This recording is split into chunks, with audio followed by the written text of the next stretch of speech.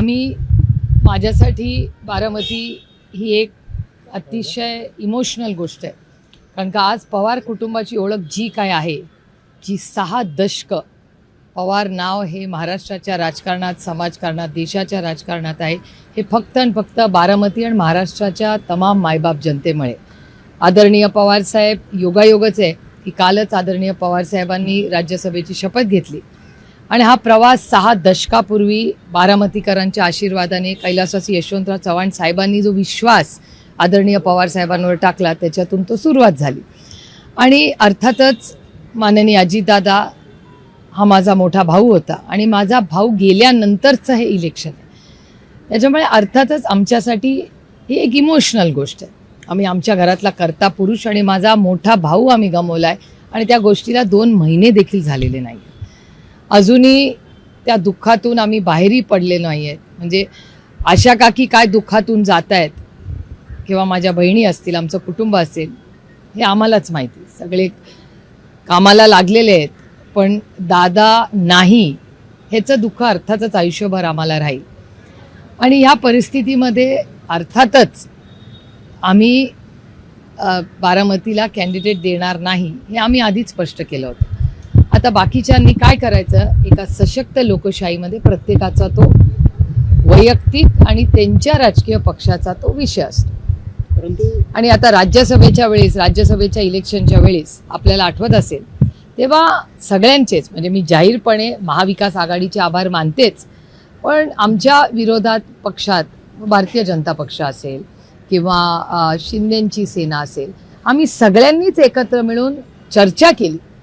अनेक दिवस इलेक्शनच्या आधी प्रत्येकानेच एकामेकावर विश्वास दाखवला आणि आदरणीय पवारसाहेब त्यावेळेस जेव्हा निवडून आले, ती म्हणजे अनअपोज्ड इलेक्शन झालं. कारण का सगळ्यांनीच समंजसपणा आणि उत्तम डायलॉग एकामेकाशी ठेवला.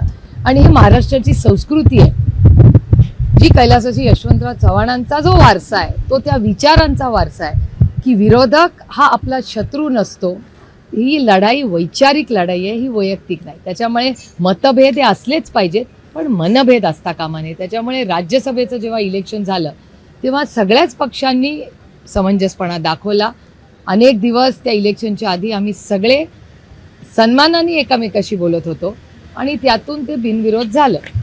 आणि त्याच्यामुळे बिनविरोधच्या प्रक्रिया अनेक वेळा झाल्या आहेत, काही झालेल्याही नाही आहेत. त्याच्यामुळे ह्या इलेक्शनमध्ये काँग्रेसची भूमिका ही लोकशाही पद्धतीने त्यांनी केलेली आहे.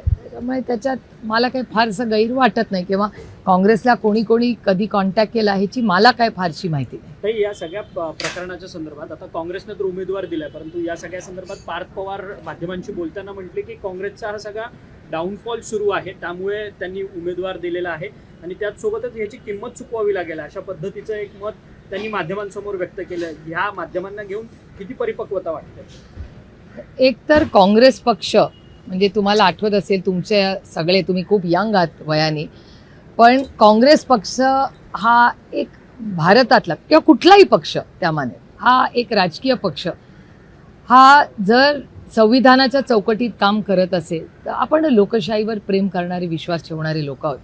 आणि तुमच्या सगळ्यांच्या जन्माच्या आधीची एक गोष्ट सांगते, कारण का वयाने मी थोडीशी तुमच्यापेक्षा मोठी आहे, पण आम्ही सगळ्यांनी काँग्रेस पक्ष हा फार जवळून पाहिलेला आहे. मी स्वतः अनेक वेळा आणि याही वेळीच काँग्रेस पक्षाबरोबरच लढले. त्यांच्या आशीर्वादाने, प्रेमाने, मतानेही मी निवडून आलेले आहे. आणि आम्ही सगळ्यांनी, म्हणजे दादा असेल, आदरणीय पवारसाहेब तर काँग्रेसमध्येच अनेक वर्ष राहिलेले, दादा असेल, मी, आम्ही सगळेच, आम्ही काँग्रेस विचाराच्या तालमीतच लहानाचे मोठे झालेलो आहोत. आणि एवढंच नाही, पण ह्या देशावर जेव्हा इंग्रज राज्य करत होते, ह्याच काँग्रेस पक्षाने आज जो मोकळा श्वास आपण सगळे घेतोय, हा मोकळा श्वास, हे स्वातंत्र्य, हे काँग्रेस पक्षाची देण आहे, हे कोणीच नाकारू शकत नाही.